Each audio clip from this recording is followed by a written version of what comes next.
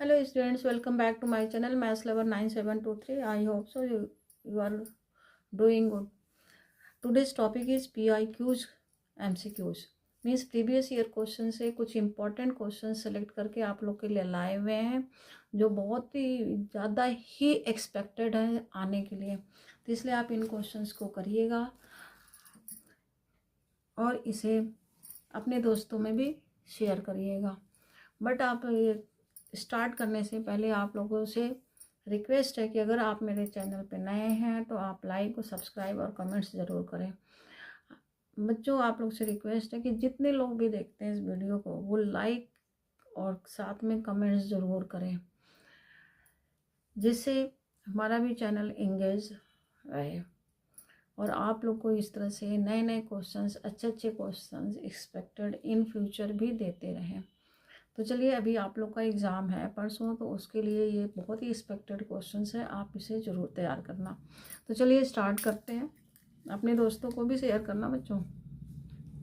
First question, the number of solutions of differential equation dy by d x minus y equal 1 the given that y equal 0 equal 1। बेटा, ये पूरा solve करने की ज़रूरत नहीं है। जहाँ भी आपको इनिशियल कंडीशन दिए होते हैं वो पर्टिकुलर सोल्यूशन होता है। क्या होता है? Particular solution. और पर्टिकुलर सोल्यूशन हमेशा यूनिक होते हैं। तो दैट मीन्स कितने आंसर निकलेंगे? एक आंसर निकलेगा। तो इसका आंसर क्या हो गया? 1। ठीक है, अब नेक्स्ट क्वेश्चन पे चलते हैं। For two vectors a and b, अच्छी तरह से देखना बेटा, बोर्ड में केवल फॉर्मूले बेस्ड क्वेश्चन ज़्यादातर होते हैं। तो for any two vectors a and b which of the following statements is always true. Means आपको 4 स्टेटमेंट यहाँ दिए हुए, इनमें से कौन सा सही है। तो वेक्टर ए और बी है, रिलेशन क्या है सभी में? रिलेशन है डॉट प्रोडक्ट का। तो डॉट प्रोडक्ट का जब आप फॉर्मूला लगाते हो ए डॉट बी, तो क्या लिखते हो? Magnitude of A magnitude of b cos theta लिखते हो। और कॉस थीटा आपका होता है maximum 1, means cos theta less than 1। तो जब आप यहाँ लेस देन 1 पुट करोगे तो यहाँ लेस देन आ गया और ये आ गया magnitude of A magnitude of B. तो कौन सा आंसर आ गया आपका? C answer. तो your answer is C correct. चलिए नेक्स्ट क्वेश्चन देखते हैं। The coordinate of the foot of the perpendicular drawn from the X axis. Okay, ये पॉइंट है आपका 0 1 2 और एक्स एक्सिस पे, ये एक्स एक्सिस है आपका, इस पे परपेंडिकुलर लाइन ड्रॉ करना। अब परपेंडिकुलर लाइन, तो इसका फुट फाइंड करना आपको। फुट सपोज कर लो एक्स एक्सिस है तो वाई और जेड क्या होते हैं? 0। अब यहाँ डायरेक्शन रेशियो निकालोगे तो डायरेक्शन रेशियो क्या मिला? एल्फ 0 -1 -2। और एक्स एक्सिस का डायरेक्शन रेशियो क्या होता है? 1 0 0।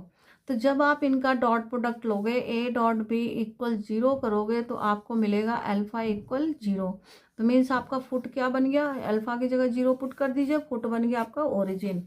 तो मीन्स आपका फुट आ गया ओरिजिन। चलिए नेक्स्ट क्वेश्चन की तरफ आगे बढ़ते हैं। The common region is determined by all the constraints a linear forming problem is called. Means common region बताना है जहाँ पे कंट्रेंट्स मीन्स जो लीनियर इक्वेशन हमें इनइक्वालिटीज दिया होता है उस लीनियर इनइक्वालिटीज के बीच में, जैसे आप कोई लाइन ड्रॉ कर रहे हो, एक लाइन ऐसे आ गई, एक लाइन ऐसे, तो ये आपका आ गया। तो ये जो रीजन होता है, इसी रीजन को हम लोग सोल्यूशन कहते हैं। तो it is called feasible reason. तो ये क्या आ गया? Feasible reason. ये कंट्रेंट्स के आपके इक्वेशंस होते हैं। नाउ नेक्स्ट आपका है, late E be an event of a sample space S of an experiment, then probability of S oblique E equal probability of, ये 4 ऑप्शन आपके पास दिए हुए हैं, इसमें से कौन से हैं? देखो क्या लिखा हुआ है, E be an event of sample space means E किसके अंदर बिलोंग कर रहा है? E, that means E subset of S। तो इसका इंटरसेक्शन क्या बन गया? E intersection S is E।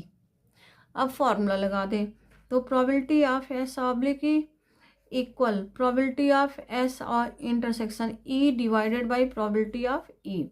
जब आप इंटरसेक्शन करोगे मीन्स ये आ गया आपका ई, ई कैंसिल हो गया और कैंसिल होके क्या बन गया? 1। तो your answer is 1। Now next question. चलिए अब नेक्स्ट क्वेश्चन आपके सामने लाए हैं। ये the number of all scalars of matrix of order 3 with each entry -1 0 1 means इस स्केलर मैट्रिक्स की एंट्रीज है -1 0 1। तो ये आप सबसे पहले तो स्केलर मैट्रिक्स की डेफिनेशन समझो। 3/3 ऑर्डर 3 लेना, दैट मीन्स कि 3/3। तो स्केलर मैट्रिक्स होते हैं कि अगर इनके डायगोनल एलिमेंट्स कोई भी रियल नंबर हो सकते हैं और बट डायगोनल एलिमेंट सारे क्या होंगे, सेम होंगे। ठीक है, तो अब देखो आपके पास कितने एलिमेंट्स हैं, तो ये सारे एलिमेंट्स 1 बाई 1 यहाँ पुट कर सकते हो।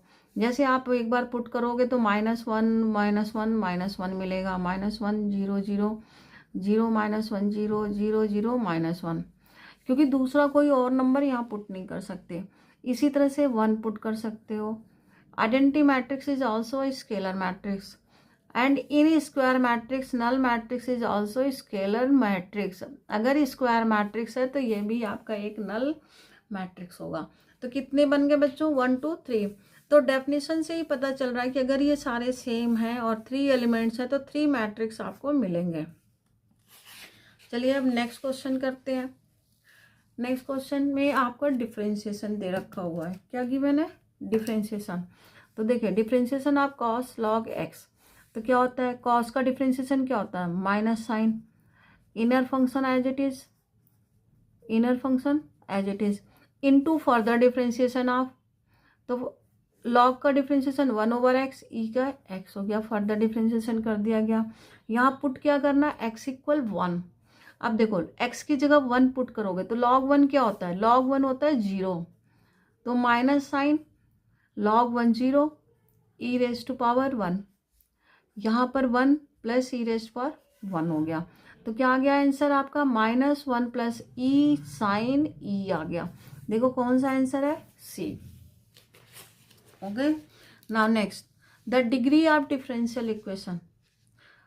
डिग्री यहाँ पर देखो साइन के साथ dy/dx है, y डैश है, y डैश मीन्स dy/dx। इसका मतलब हो गया कि साइन के साथ आपका dy/dx है।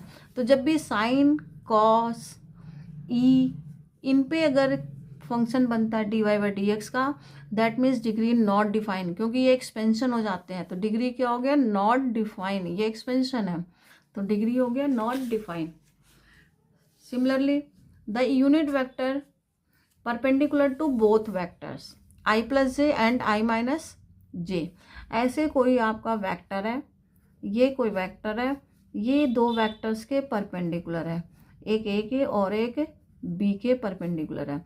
अगर ये दो के परपेंडिकुलर है तो that means you have to find cross product. क्या फाइंड करोगे, क्रॉस प्रोडक्ट। फिर यूनिट वेक्टर का फॉर्मूला लग जाएगा, unit vector a cross b divided by its magnitude, फिर इसी का मैग्नीट्यूड। तो सबसे पहले क्रॉस प्रोडक्ट कैसे फाइंड करेंगे, डिटर्मिनेंट से बना लेते हैं डिटर्मिनेंट। ओके, आई जे के आप लिखोगे ही, आई जे के, फिर डिटर्मिनेंट 1 1 0 1 -1 0, ये आ गया। अब देखो अगर आई के साथ करते हो तो ये 0 हो गया, जे के साथ भी करोगे तो 0 हो गया, केवल बचेगा आपका के, यूनिट वेक्टर के, -1 -1 क्या आ गया, -2k, -2k। अब इसका आपको यूनिट वेक्टर फाइंड करना है। क्या फाइंड करना है, यूनिट वेक्टर। ओके, तो यूनिट वेक्टर जब आप फाइंड करोगे तो यूनिट वेक्टर इक्वल हो गया vector divided by its magnitude. तो जब मैग्नीट्यूड करोगे तो -2 का स्क्वायर, 2 आ गया, k आ गया, -k, सॉरी यहाँ पे माइनस होना चाहिए, -k आ गया unit vector. Your answer is b, -k। Now next, अब आप नेक्स्ट क्वेश्चन की तरफ बढ़े। यहाँ पर ये क्वेश्चन है, fx गिवन है और ये फाइंड करना fx का होल स्क्वायर kx। ये भी एक फॉर्मूले की तरह है बेटा, आप लोगों ने पढ़ा होगा कि f of x into f of y equal f of x plus y. Okay, ये फॉर्मूला है। तो अब आप देखो fx का होल स्क्वायर है, तो fx का होल स्क्वायर को आप लिख सकते हो f of x into f of x, ये लिख लिया, f of x into f of x। That means according to this formula you can write x plus x, और x प्लस एक्स किसके इक्वल हो गया, f ऑफ 2x के। तो अब आप कंपेयर करो, तो what is value of k, value of k is 2, तो your answer is 2। Okay, now next question, बहुत ही सिंपल बेटा, ये प्रीवियस ईयर क्वेश्चन से लाए गए क्वेश्चंस हैं, इन्हें आप अच्छी तरह से करोगे। ओके, चलिए अब ये नेक्स्ट क्वेश्चन की तरफ चलते हैं। क्वेश्चन आप लोग को बहुत ही क्लियर दिख रहा होगा, अच्छी तरह से आप इनको पहले पढ़ लो। If a line makes an angle of 30 degree with the positive direction of X axis, 120 degree with positive direction of Y axis, then the angle with the positive direction of Z axis. देखो, जब हम vector में कोई भी vector X axis, Y axis और Z axis के साथ angle बनाते हैं, suppose that alpha X axis, beta Y axis, Z gamma, तो it is cosine of this angle is called direction cosine. क्या कहते हैं इसको, direction cosine of the angle, cos alpha, cos beta and cos gamma, these are direction cosine. ये क्या बनाते हैं, direction cosine means L M N। तो यहाँ पे 30 डिग्री पुट करो, जब आप 30 डिग्री पुट करोगे तो cos 30 होता है √3/2, यहाँ पुट करो 120, 120 हो गया -1/2, cos गामा मीन्स M। तो you know relation L square, यहाँ लिख देते हैं L square plus M square plus N square equal 1, ये रिलेशन होता है। तो अब देखो, ये करो 3/4, ये किया 1/4, तो ये क्या आ गया N स्क्वायर 0, N क्या आ गया 0, तो मीन्स कॉस गामा इक्वल 0, तो गामा क्या आ गया π/2, π/2 मीन्स 90 डिग्री, तो इसका आंसर आ गया 90 डिग्री। चलो नेक्स्ट क्वेश्चन की तरफ चलते हैं। If the sum of all the elements of 3/3 scalar matrix is 9, फिर से स्केलर मैट्रिक्स की प्रॉपर्टीज आ गई। स्केलर मैट्रिक्स में डायगोनल एलिमेंट्स क्या होते हैं, सेम, बाकी सारे 0 होते हैं, remaining parts remaining except to diagonal all 0। तो डायगोनल एलिमेंट्स मीन्स बन गए सम 3, और then the product of all the elements. देखो अभी बताया कि यहाँ पर k होगा 0 होगा 0 होगा, k होगा 0 0 0 k। अगर आप इनका सबका प्रोडक्ट करते हो तो ये देखो 0 का मल्टीप्लाई आ रहा है ना, मीन्स इसका आंसर विल बी 0। आपको कुछ भी फाइंड करने की जरूरत नहीं है।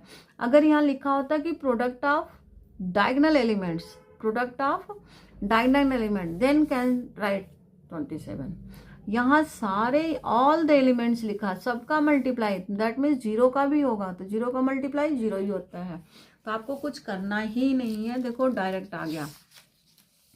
Next, direction ratios of vector parallel to the line. तो डायरेक्शन रेशियोज बनाने के लिए सबसे पहले हम इनके कोफिशिएंट्स देखते हैं। जैसे हमारा फॉर्मूला होता है x - x1/a, y - y1/b, z - z1/c। इससे कंपेयर करो तो इनके कोफिशिएंट्स क्या होने चाहिए, 1 एंड पॉजिटिव, कोफिशिएंट 1 होना चाहिए और पॉजिटिव होना चाहिए। तो ये first part is same form, but second form y/-1 will be. अब देखो यहाँ कोफिशिएंट में 2 है तो 2 कॉमन ले लोगे, 2 कॉमन लिया, z + 1/3 हो गया, बाई 6 ये कैंसिल हो गया। तो क्या आ गया direction ratios, 2 - 1 3, D answer. Okay, now next बेटा देखो डायरेक्ट डेफिनेशन है इक्विवेलेंस क्लासेस की, ये डायरेक्ट डेफिनेशन है। इक्विवेलेंस क्लासेस में पहले तो यूनियन ए के उसी सेट के एलिमेंट्स हम लोग लेते हैं जो सेट होता है। दूसरा यहाँ पे डिसजॉइंट सेट होना चाहिए, क्या होना चाहिए, disjoint set, and every element related to the other, मतलब सारे एलिमेंट एक दूसरे के रिलेटेड होना चाहिए। तो ये भी ट्रू है, ये भी ट्रू है। आपको पूछा क्या है, नॉट ट्रू का, क्या पूछा है, नॉट ट्रू का, तो ये ट्रू हो गए, ये भी ट्रू हो गए क्योंकि एक दूसरे से रिलेटेड है, ये इक्वल हो गए, ये ट्रू हो गया, ये ट्रू हो गया। कौन सा ट्रू नहीं हुआ, disjoint set. Disjoint set means intersection आपका 5 होना चाहिए, इंटरसेक्शन क्या होना चाहिए, 5, बट यहाँ क्या लिखा है, नॉट इक्वल टू 5। तो इसका मतलब इट इज नॉट ट्रू, तो योर आंसर इज बी। तो क्या है नॉट ट्रू, जल्दी बताइए, नॉट ट्रू क्या है, ए इंटरसेक्शन आई जे। क्यों, क्योंकि ये डेफिनेशन को सेटिस्फाइड नहीं कर रहा, डेफिनेशन के अकॉर्डिंग क्या होना चाहिए, 5 होना चाहिए। चलिए अब नेक्स्ट क्वेश्चन की तरफ बढ़ते हैं। ये नेक्स्ट क्वेश्चन, ये अब देखिए यहाँ पर डिटर्मिनेंट इक्वल के ए बी सी, ये डिटर्मिनेंट का सिंबल है बेटा। देन वैल्यू ऑफ के की वैल्यू फाइंड करनी है। डिटर्मिनेंट की छोटी सी प्रॉपर्टीज यहाँ पर ध्यान रख लो बच्चों, हो जाएगा बहुत ईजी। या तो डिटर्मिनेंट सॉल्व करोगे तो बहुत टाइम लग जाएगा, आप एक प्रॉपर्टी सॉल्व कर लो कि इन दोनों को ऐड करो। तो जब आप ऐड करोगे इसको और इसको लिखोगे फर्स्ट रो को, तो ये हो गया 0, ये हो गया 0, ये हो गया 2c, और दूसरी लाइन तीसरी line same as it is note कर लो। It is properties of determinant बेटा। अब देखो 2 एलिमेंट सेम हो गए ना, तो तीसरे के साथ सॉल्व कर लो डिटर्मिनेंट। ये तो 0 मिलेंगे, ये 0 मिलेगा, ये 2c a b plus a b, a b plus a b 2ab, 2 2 जा 4, 4abc। तो क्या आ गया कि इक्वल 4, विच answer D. Okay, now next देखो बच्चों, इस क्वेश्चन को देखते ही आप कहोगे अरे ये तो बहुत ही ईजी है। क्यों, क्योंकि ये एमसीक्यू है बेटा, इसे प्रॉपर आप नहीं करोगे। लेफ्ट हैंड साइड पहले आप चेक करोगे x इक्वल -3 पर, तो -3 का लेफ्ट हैंड लिमिट ये है -3 का। जब आप इसमें लिमिट लगाओगे, माइनस के लिए माइनस लेना है, ठीक है। लिमिट जब आप -3 का लगाओगे, आपको बिल्कुल हम शॉर्टकट में समझाने की कोशिश करना चाहते हैं बेटा। तो -3 + 3 कितना हो गया, ये तो 0 हो गया। चाहे आप यहाँ माइनस लिखो चाहे यहाँ प्लस लिखो, ये किसके इक्वल आ जाएगा, 0 के, कोई फर्क नहीं पड़ेगा। अब दूसरे में अगर राइट हैंड लिमिट लेते हो, तो राइट हैंड लिमिट के लिए ये लेना पड़ेगा आपको। तो राइट हैंड लिमिट में जब आप ये लिमिट लगाओगे -3 प्लस का, तो क्या मिल गया आपको, 6 मिल जाएगा। -2 इंटू -3 डायरेक्ट कर दो, अभी ये एमसीक्यू है इसलिए डायरेक्ट, मीन्स ये दोनों नॉट इक्वल हो गए, तो ये डिसकंटिन्यूअस हो गया। सेम ऐसे आप 3 पे चेक कर सकते हो, 3 पे आ जाएगा 3 का लेफ्ट हैंड साइड लिमिट, 3 के लिए आ जाएगा आपका 3 माइनस fx, क्या आ जाएगा -6, और ये कितना आ गया राइट हैंड लिमिट, क्या आ गया right hand limit, x tends to 3 plus 6 into 3 + 2, ये डायरेक्ट ही लिख दिया मैंने, ये fx है। 6 3 जा 18, 20 आ गया, ये भी नॉट इक्वल हो गया। तो कितने डिसकंटिन्यूअस हो गए, 2। कितने डिसकंटिन्यूअस मिले, 2 मिले, मीन्स -3 और 3 दोनों ही डिसकंटिन्यूअस पॉइंट को शो कर रहे हैं। चलिए बच्चों याद रखना, सब्सक्राइब करना और कमेंट्स करना, कमेंट तो ज़रूर करना आप लोग, ठीक है। कहाँ से आप लोग देख रहे हो ये भी कमेंट करना, लोकेशन ज़रूर आप कमेंट करना कि आप कहाँ से देख रहे हो वीडियो। ओके, चलिए अब नेक्स्ट क्वेश्चन की तरफ। आपको बताना है कि स्ट्रिक्टली डिक्रीजिंग है, स्ट्रिक्टली इंक्रीजिंग है, neither strictly increasing not decreasing, या स्ट्रिक्टली डिक्रीजिंग फॉर -∞ to 0। तो चलिए इसको चेक करते हैं। क्या करते हैं इंक्रीजिंग और डिक्रीजिंग के लिए, डिफ्रेंशिएट कर देंगे। पहले करें डिफ्रेंशिएट, 3x² -6x + 12, 3 कॉमन लिया, x² -2x + 3। इसे देखो कंप्लीटिंग द स्क्वायर, हमारे पास इंटरवल नहीं मालूम है, इंटरवल इसके अकॉर्डिंग हम लोग चेक कर रहे हैं ऑल रियल नंबर के लिए। तो इसके लिए चेक करने के लिए देखिए, ये 3 4 जा 12, तो ये हो गया +1 + 3, दिस इज x -1 का होल स्क्वायर, x -1 का होल स्क्वायर + 3। अब आप देख सकते हो कि ये पॉइंट तो हमेशा ही पॉजिटिव होगा, हमेशा ही पॉजिटिव होगा, और ये +3 है तो ये भी ग्रेटर देन 0 हो गया, और मल्टीप्लाई करोगे तब भी ग्रेटर देन 0 होगा। दैट मीन्स ये क्या हो गया, strictly increasing on all real number. चलिए यहाँ पे थोड़ा सा चेक करा देते हैं, x -1 whole square always will be greater than equal 0 for all real number. अब यहाँ पर इसे हम ऐड कर दे 3, तो यहाँ भी ऐड हो गया, और जब ऐड हुआ तो किससे हो गया, ग्रेटर देन 0।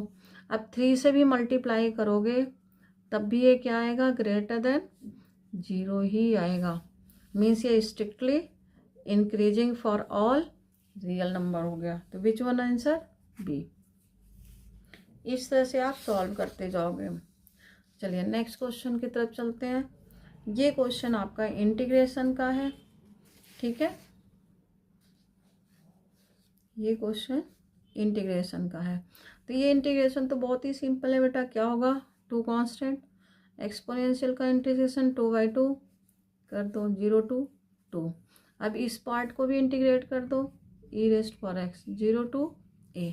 देखो ये 2 से 2 कैंसिल हो गया, upper limit minus lower limit, upper की जगह 2 पुट करो तो e⁻4 minus e⁻0, e⁻a minus e⁻0 cancel हो गया।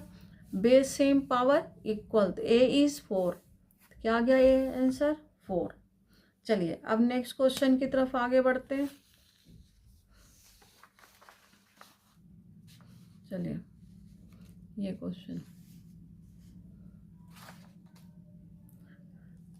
रीड करते हैं। इस क्वेश्चन को बड़े ही धीरे धीरे बेटा अच्छी तरह से आप लोग को समझा रहे हैं, इसको समझिएगा और पेपर में ऐसे डायरेक्ट करिएगा। A is a 3/4 matrix and B is a matrix such that A dash B and A B dash both are satisfied। ये दोनों ही सेटिस्फाइड हो रहे हैं, ठीक है। तो सेटिस्फाइड होने के लिए कंडीशन क्या है, पहले A डैश B, B का सपोज कर लें कि ऑर्डर ऑफ B का ऑर्डर है m/n और एक ऑर्डर गिवन है। तो हमारे पास कंडीशन क्या है कि ये दोनों ही कंडीशन सेटिस्फाइड होते हैं। तो A डैश का ऑर्डर क्या हो गया, जब हम ट्रांसपोज लेते हैं तो ऑर्डर विल बी इंटरचेंज, ये इंटरचेंज हो गया 4 × 3 और ये हो गया m × n। तो मीन्स m क्या आ गया 3, m इज 3, m हो गया 3। अब इसके बाद b डैश है also, a b dash satisfied, तो a b dash, a is 3/4।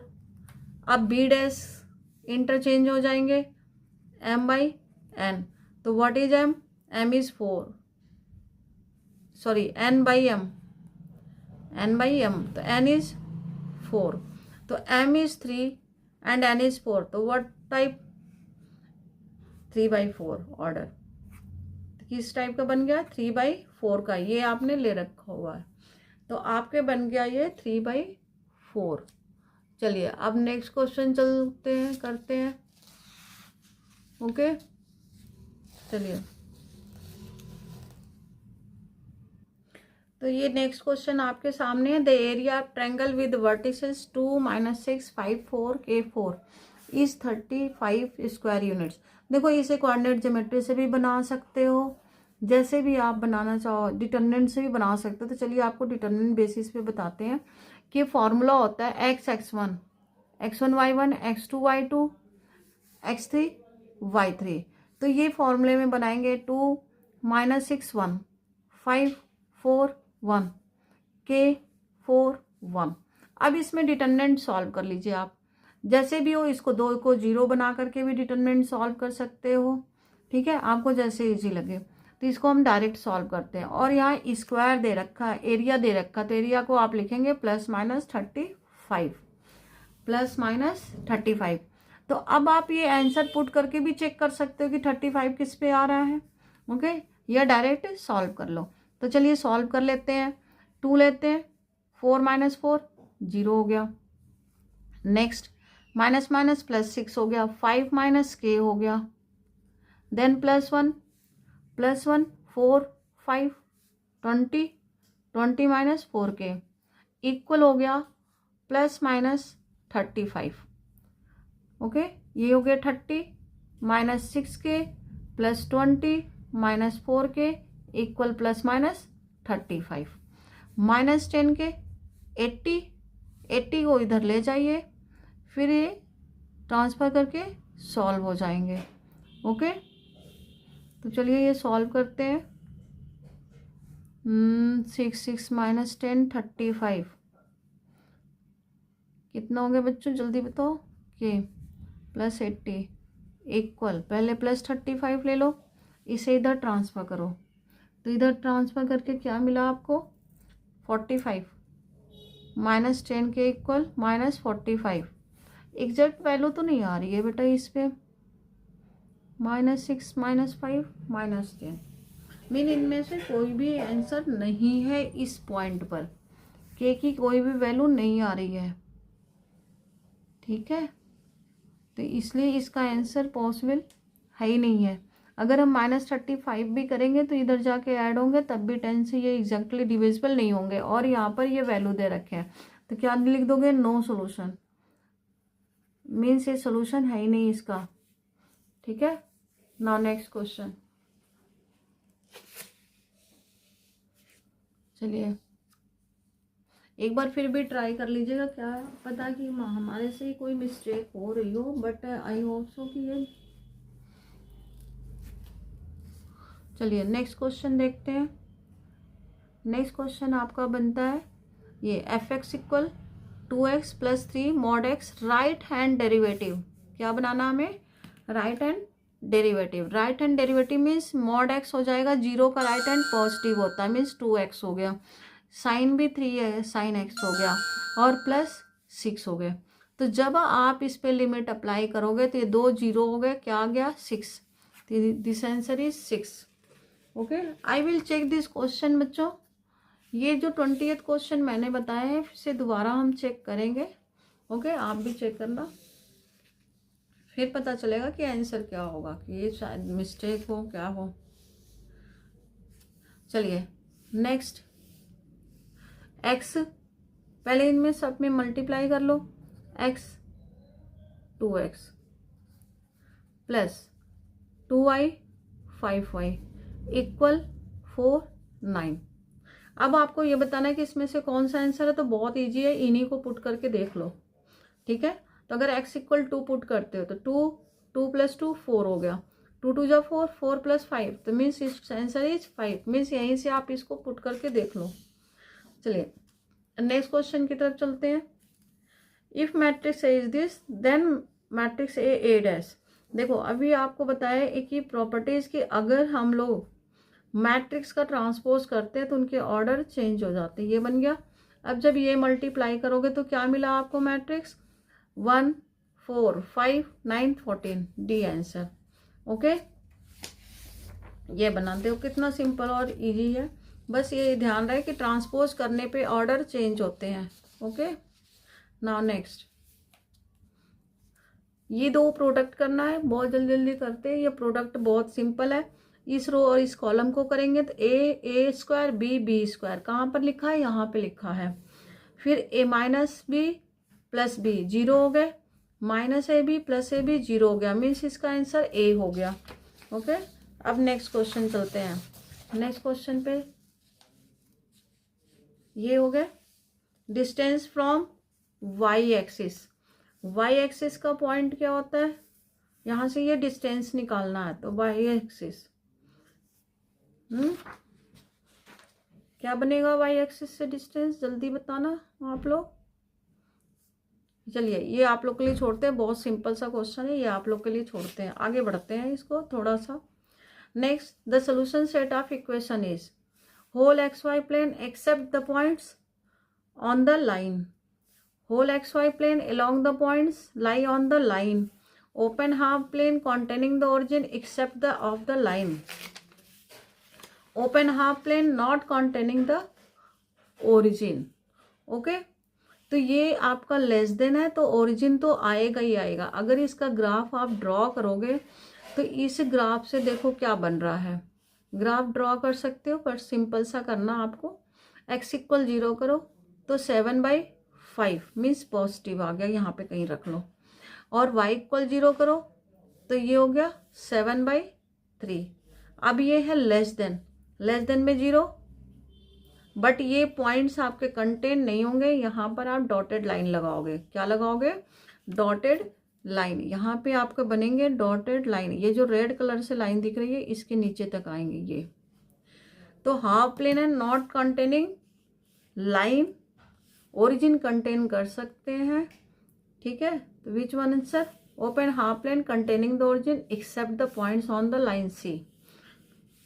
ठीक है, ओरिजिन कंटेन करेगा क्योंकि ये लेस देन की कंडीशन है, तो 0 सेटिस्फाइड होंगे। चलिए नेक्स्ट पे आ जाइए। नेक्स्ट ये हो गया 0 to a 3x² dx। अब इसका बहुत ही सिंपल गणना है कि आप इसको सॉल्व कर लो। तो क्या आ गया, x³ आ गया सीधे। 0 to a, ये किसका क्यूब होता है, 2 का क्यूब, तो आंसर क्या आ गया, 2 आ गया। ठीक है, अब नेक्स्ट की तरफ चलेंगे। एंगल बिटवीन, नेक्स्ट देखते हैं। The sine of angle between vector a this sine निकालना मीन्स इसका क्रॉस प्रोडक्ट निकालना होगा। क्रॉस प्रोडक्ट निकाल करके मैग्नीट्यूड से डिवाइड कर लें। पहले इसका यहीं पर मैग्नीट्यूड फाइंड कर लें।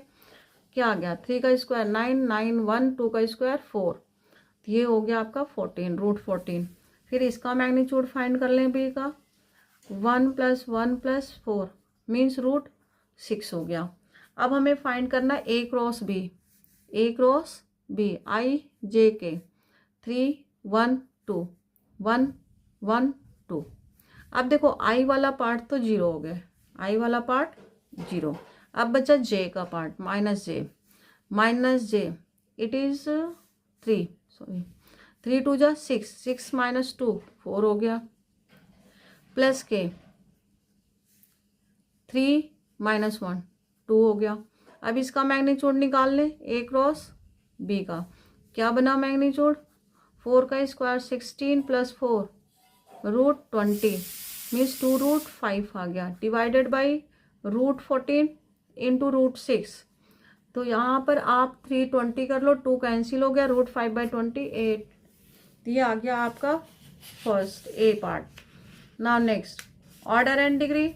Maximum time derivatives is called order. Maximum derivative, higher derivative, ठीक है, मैक्सिमम टाइम डेरिवेटिव तो ये होता है आपका ऑर्डर। तो ऑर्डर हो गया आपका 2, क्योंकि 2 बार मैक्सिमम डेरिवेटिव 2 बार है। और आपको बताना डिग्री आपका यहाँ नहीं डिफाइन होगा, क्योंकि साइन अभी जस्ट पीछे क्वेश्चन में बताए थे कि यहाँ साइन के साथ dy/dx है, तो ऑर्डर डिफाइन नहीं होगा। तो what is answer, 29। Now next, integration of e⁵ log x। तो e⁵ क्या बन गया आपका, x⁵ बन गया, क्योंकि ये पावर आ जाएगा, फिर ये एलिमिनेट, तो क्या आ गया आंसर, बी। जब इंटीग्रेट करोगे तो a unit vector along the vector, तो देखो ये वेक्टर तो है ही है, इसी के मैग्नीट्यूड से डिवाइड कर देना है। तो 4² + -3 का स्क्वायर 16 + 9 हो गया 25, 25 का √5, दिस विल बी आंसर। ये आपका आंसर हो गया। चलिए इसी तरह से नेक्स्ट पे आ जाते हैं। ये विच of the following point satisfied the both inequalities. Both, sorry बेटा यहाँ पर एक ही है। चलिए इस क्वेश्चन को हम लोग मिस करते हैं, आगे करते हैं ये, ठीक है। यहाँ पर एक ही क्वेश्चन मैंने लिखा हुआ है, एक क्वेश्चन में से भूल गया। चलो ये क्वेश्चन करते हैं, ठीक है बच्चों। y = sin² x³, इसका डेरिवेटिव फाइंड करना। तो देखो पहले पावर फॉर्मूला, इसको 2 को आगे लाएंगे, तो क्या बना 2 sin x³, फिर साइन का फर्दर डिफ्रेंशिएशन cos x³, फिर x³ का फर्दर डिफ्रेंशिएशन 3x², तो क्या बन गए 6x² sin x³ cos x³, it is answer. Next, the point this xy plane divide the joining the point this and this. Ratio find करना है बेटा। तो रेशियो के लिए कोई भी लाइन अगर हमारे पास होती है और ये पॉइंट्स हमें गिवन है और इस पॉइंट पे ये डिवाइड हो रहा है, तो ये हो गया 1 to 3 और ये हो गया 3 to 1। इसको ले लो k⁴1, k⁴1। तो देखो थर्ड पार्ट 0 है ना, तो हम लोग थर्ड पार्ट ही केवल लेंगे। तो क्या लेंगे,